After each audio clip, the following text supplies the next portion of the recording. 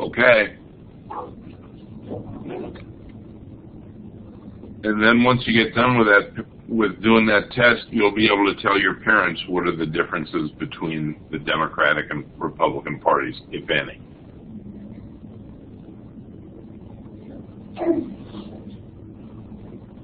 Okay. So we were talking about the presidency last time, and I'm going to continue this. We might get through, but it's more likely that we're not going to get through this time. So here we go.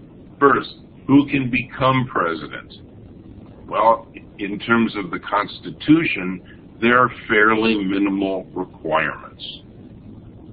One has to be a natural-born citizen of the United States. One has to be at least 35 years old. One needs to be a resident of the United States of America for a minimum of 14 years. Usually the people who run for office or are elected, certainly as president, are lawyers. The average age is 54. Most are wealthy. And there's an important demographic. There are important demographic and geographic biases. If you look, for example, since 1960, a great many of the presidents and vice presidents have been from Texas or California. Anyone want to venture a guess as to why that might be? Are there just more smart people in Texas and California? More smart people per capita? What do you think?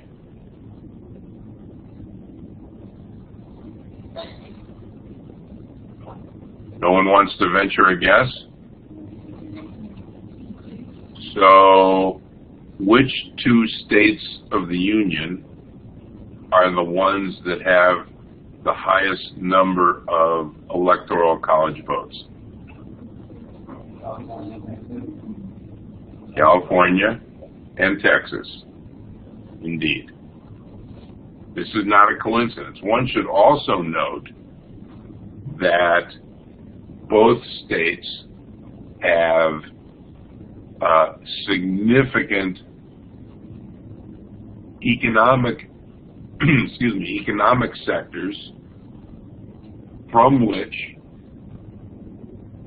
candidates from those states can raise a lot of money. In Texas, it's oil and gas. In California, it's Hollywood. Both states are large, which means if you run for state office in Texas, if you run for governor, if you run for senator, you have to run in a very large state. The economy of California, just for example, is larger than most of the economies in the world.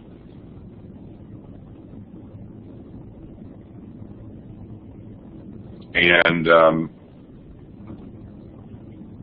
therefore, there tends to be a bias toward, for whatever combination of reasons, those aren't the only reasons, toward candidates from those states.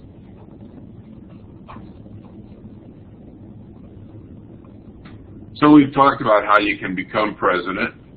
You need to be nominated at your national convention. This, of course, occurs after what seems like an endless string of party primaries, which run from basically January to June. Keep in mind that in the year I was born, 1946, there were almost no primaries. There were almost no presidential primary elections when normal voters got to vote for who they wanted to be their party's nominee. When I was in high school in 1960, there were still very few party primaries for the presidential nomination. One needs to understand this, and again, this is kind of painful when you think about it. The process of nominating a president as the candidate of his or her party is now, compared to the way it was, very democratized. It goes across the country. Any voter can participate. Gazillions of dollars are spent across the land just to get a nomination.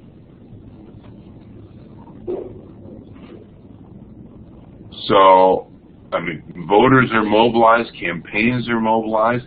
It seems like it goes on forever. And compared to other developed countries and the way they elect their chief executive, yes, it does go on forever. Ultimately, as you know, what voters do in primaries is when they vote for candidate X or Y, they're really voting for delegates or electors. Delegates is actually the proper word, I think, to go to either a state or national convention, usually national convention, to vote for that candidate. As you know, the Electoral College ultimately chooses the president based on the votes in each, which candidate wins each state, and then that candidate, whoever is the winner in a state, their electors end up as members of the Electoral College. Then, of course, there's a 2-term limit in terms of presidents being elected. We mentioned last time that many vice presidents have become president, and 8 have become president upon the death of the president, of the sitting president. And in my lifetime, the 25th Amendment was passed to address the issue of succession. So one of the things that, speaking of succession, one of the tables in the text, I believe, is the line of succession to the presidency of the United States. What happens if the President of the United States dies? And then there's a list, and it's right here on this image. The Vice President then becomes President. After the Vice President, it's the Speaker of the House. After the Speaker of the House, it's Senate President pro tempore. By the way, that is Senator Patrick Leahy from Vermont. Then the Secretary of State, which now the Secretary of State is John Kerry. Then the Secretary of the Treasury, that's Jack Lew. Secretary of Defense, that's former Senator Hagel. The Attorney General, that's right now Eric Holder, but he's resigning, and the President has nominated a new Attorney General whose, I would think, confirmation process should start fairly soon, and so on. And so there's a formal list of succession. We have, fortunately, no president has died in office in 51 years. President Kennedy, I guess, was the last. And I remember that day. I was a college freshman, and I was not happy. The president plays many roles. Some might even argue too many roles. The president is the head of state, and this is largely a ceremonial role where the president welcomes visitors from other nation states, their leaders, or goes to other nation states, like the president now is in China. Probably the key role is chief executive. President is responsible for enforcing the acts of Congress, the federal courts, treaties of the United States, and executive orders. The President has the power of appointment and sometimes removal. Not in all cases, though. Appointment sometimes, removal. Appointment, yes, in many cases, removal less frequently. The power to grant reprieves and pardons. The manager of his staff or his presidential bureaucracy, if you will, the White House staff and the executive office of the president. And he or his bureaucracy seeks anyway to coordinate the various cabinet level departments. The president is also the chief diplomat. He appoints ambassadors. He's responsible for recognizing other governments. He or his designees are responsible for negotiating treaties, managing and being responsible for the intelligence function of the federal government. He's responsible for the executive agreements, for fast-track trade agreements, for meeting foreign leaders. As Commander-in-Chief, the President is responsible for managing the armed forces and the National Guard. One of the traditions of the United States of America is civilian leadership of the military. That is embedded in the Constitution in that A, it makes the President of the United States Commander-in-Chief, and B, it gives the Congress the power to declare war and to raise money, to constitute an army or military forces, and to raise monies, taxes, revenues, whatever you want to call it, in order to, in fact, have an armed forces.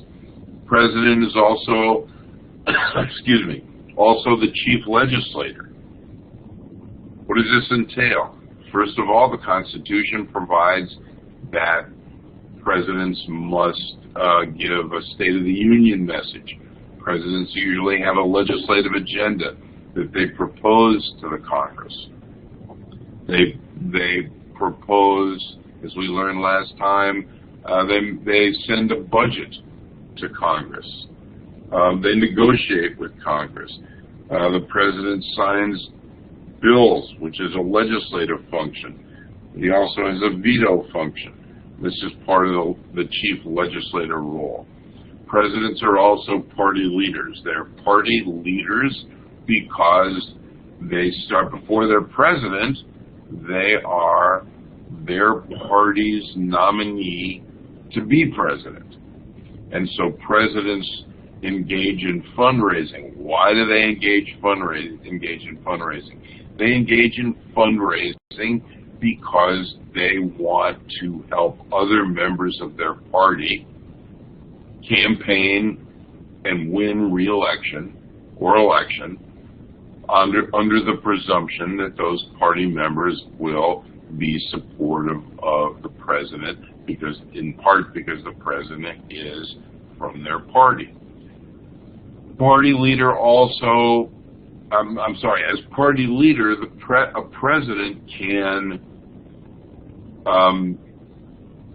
exercise a patronage function. What is that about?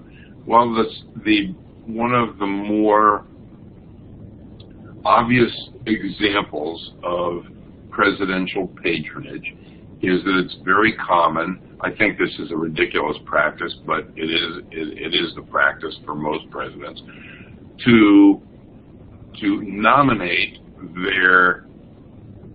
some of their biggest supporters financially to be ambassador to a foreign government. Republican presidents do this. Democratic presidents do this. Frankly, I don't see how the fact that one can raise $10 million for a presidential campaign is a very good credential for being an ambassador. But that's a practice. The same thing happens at a more local level in the various states. In many states, not all, but in many states, Ohio, for example, the governor appoints all of the members of the boards of trustees of public universities. And lo and behold, usually there's a correlation between the people who get nominated and those who give large amounts of money to the governor's political campaigns. Presidents also, because they sign legislation and they implement legislation, have the power to provide benefits to congressmen or senators in exchange for their vote. A law gets passed, it involves building a new road or a part of an interstate highway or a new federal building or whatever. Presidents have the capability, or a new VA hospital. Presidents have the capability to direct, to some degree, benefits to specific senators or congressmen so that they will be more inclined to support legislation that the president supports. The president is also an economic manager, and this is often a focus of much news coverage. What's the economy doing? How is the economy going? And it's often the case that presidents can get credit or blame depending on how the economy is doing. But this, you know, if the economy is doing lousy, people are not likely to vote for incumbents. If it's doing really well, they're more likely to. The fact of the matter is, though, that presidents don't have that much to do with how well or poorly the economy is doing. They have some role, but only some role. My favorite recent example of how ludicrous this can be is when we were paying close to $4 a gallon for gas.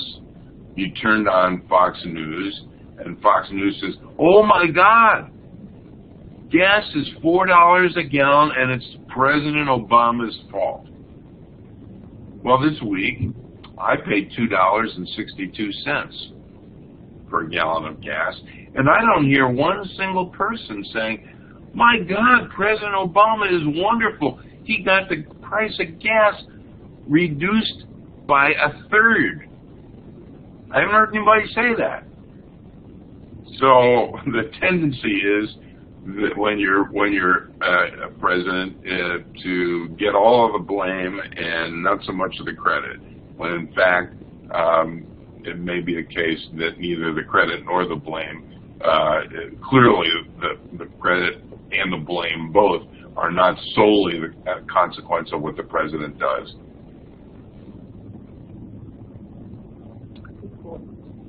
Comments at this point? So I want to talk about presidential powers, and I'll come back to this at the end as well. An important part of the president's power is the power to implement the law, to faithfully execute the law. Let's bring this down to I want to see a show of hands here. I'll give you two specific examples. They're nerdy examples, and they don't have to do with national politics, but they make the point, I think.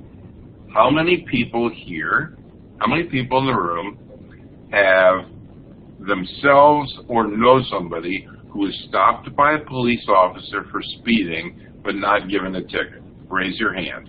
Either if it happened to you or say a friend or somebody in your family.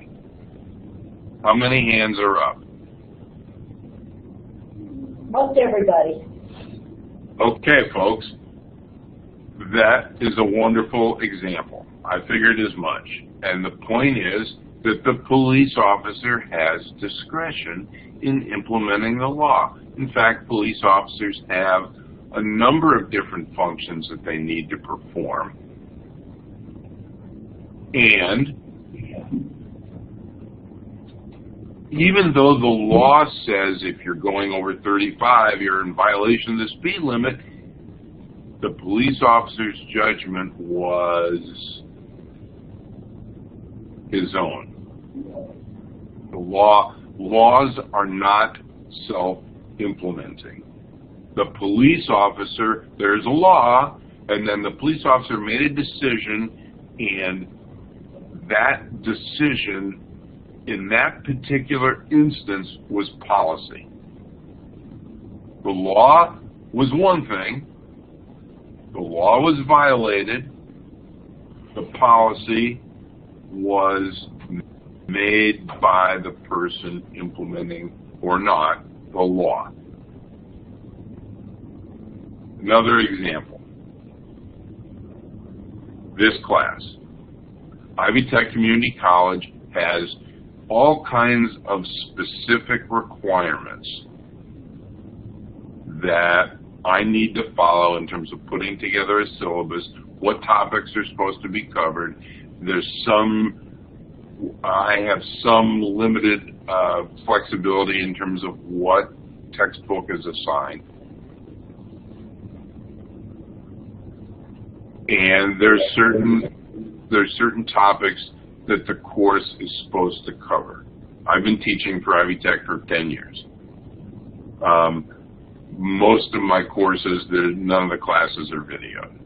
But there's nobody looking over my shoulder, really, saying, you should lecture about this, or you should make sure and cover that, or by gosh, you better do this, or you're not going to be allowed to teach that course. Yes, there are things on paper, and the expectation is that I, as a professional, will implement those, but the entire content of this class and every class I teach is what I want it to make, what I want it to be.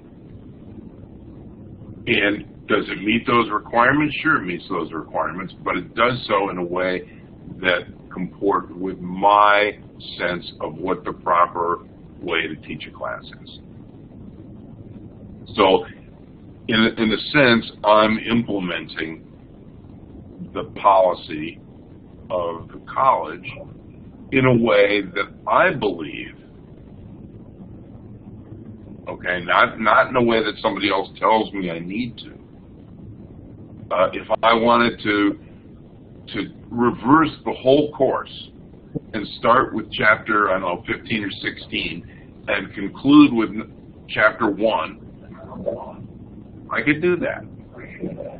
There's even an argument for doing that intellectually and academically. I'm not doing that, but I could. So, executive order, so the bottom line is the power to implement is the power to make policy. Pure and simple.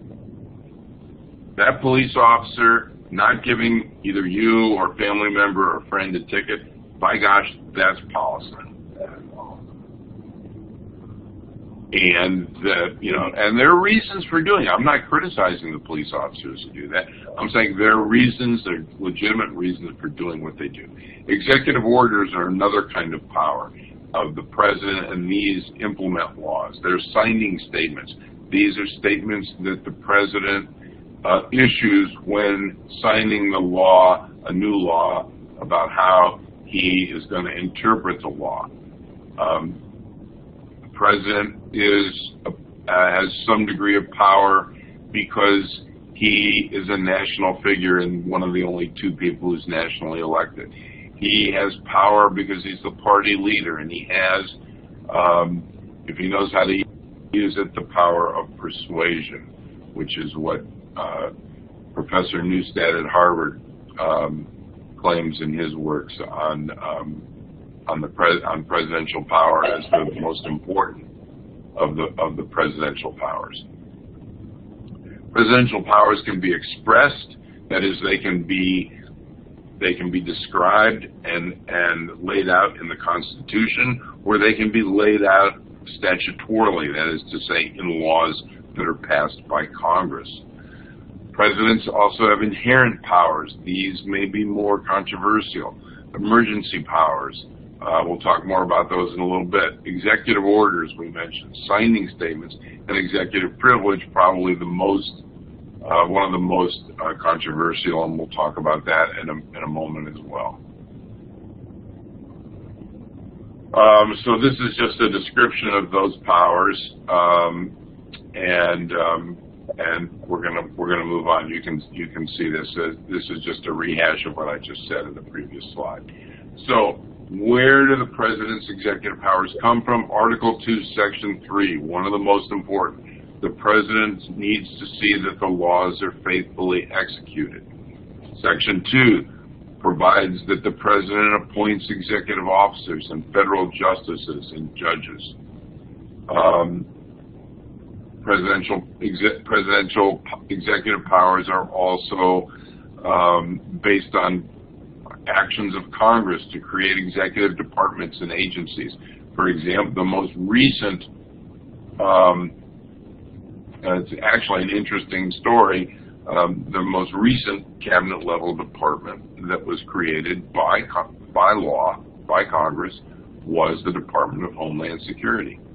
After 9/11, President Bush, George W. Bush, was opposed to the creation of a Department of Homeland Security, and Congress kept pushing it, and finally President Bush said, okay, we can reorganize this. And it's a major governmental reorganization at the federal level. But it was pushed primarily by Congress rather than by President Bush. Emergency powers. Franklin Roosevelt instituted a weapons embargo. President Lincoln suspended civil liberties at the time of the Civil War. President Truman nationalized the steel plants in the late 1940s. And that ultimately was ruled unconstitutional by the Supreme Court at the time.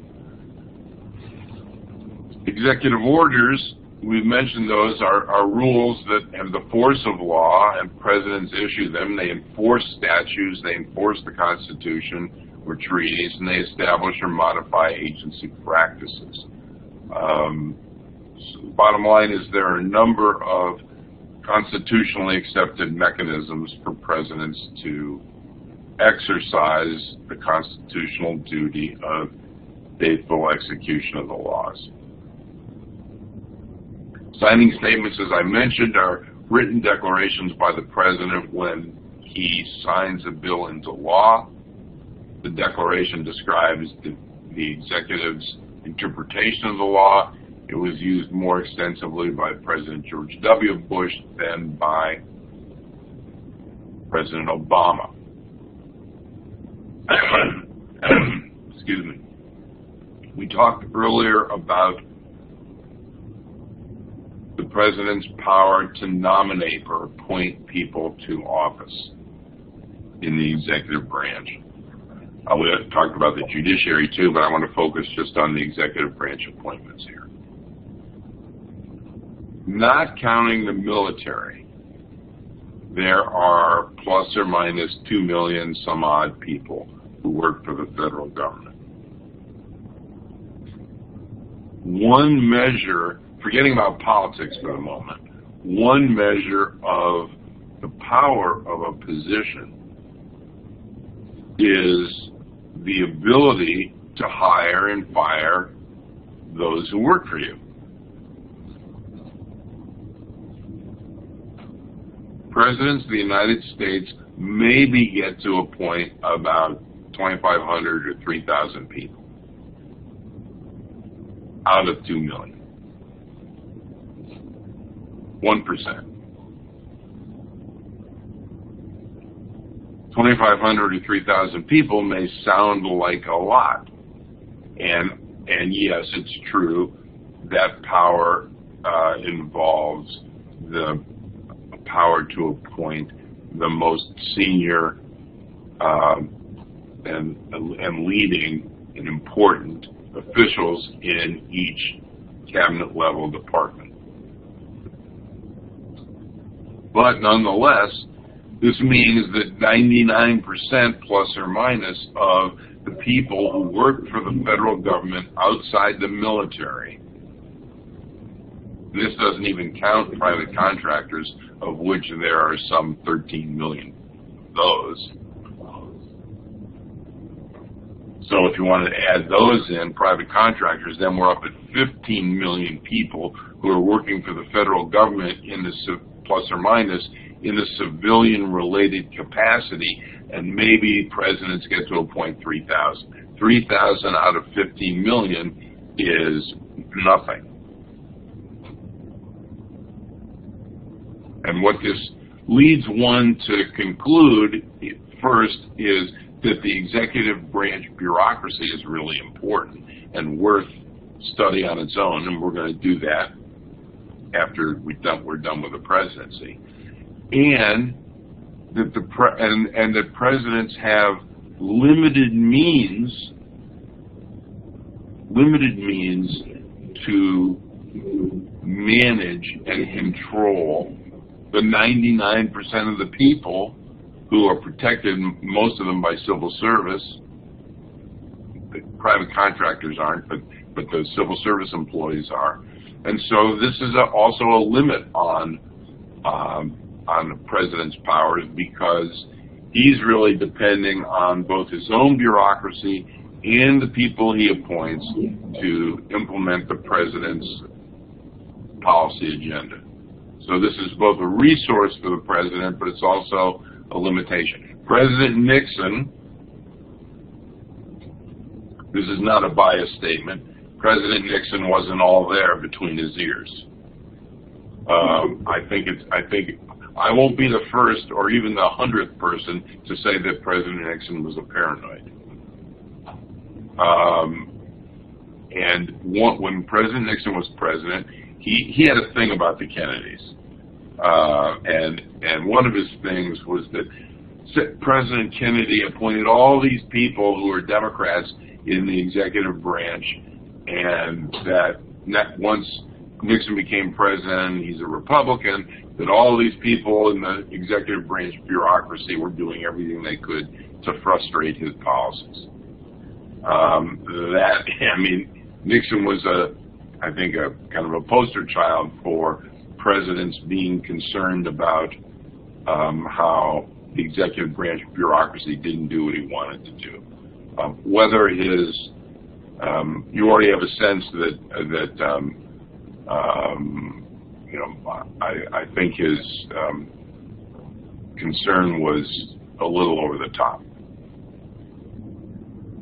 Speaking of President Nixon, one of the most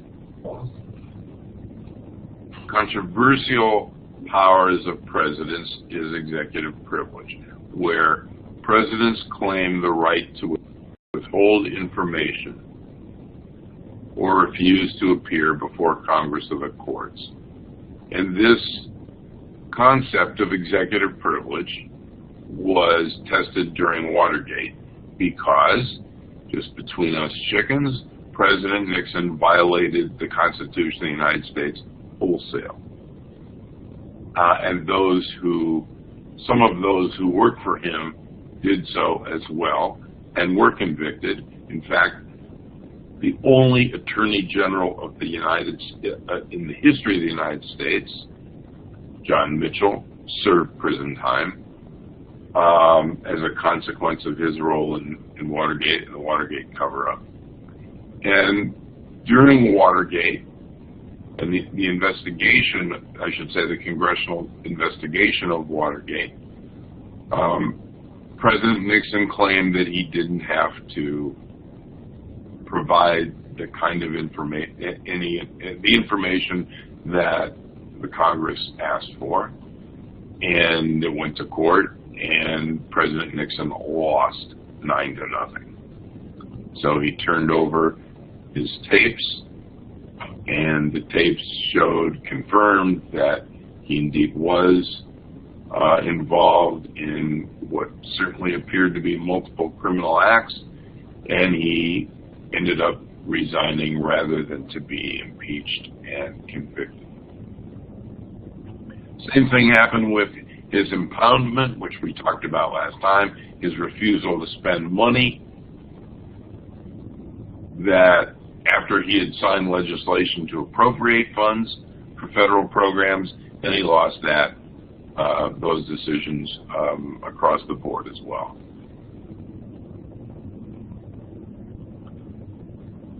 One interesting and controversial example of efforts to limit presidential power in foreign policy is the War Powers Resolution. Political scientists and other knowledgeable observers have disagreed, have made various arguments, conflicting arguments about what the War Powers Act actually means. Some argue that the War Powers Resolution actually limits presidential powers with respect to foreign policy, and others argue just the reverse, that it actually recognizes and enhances presidential war powers, war-related powers. And it may be that they're both right. In an effort to curb the growth of presidential power, though, in 1973, the Congress passed the War Powers Act over President Nixon's veto. Nonetheless, President George H.W. Bush in 1989 ordered the Panama invasion. President Clinton ordered U.S. involvement in the Balkans.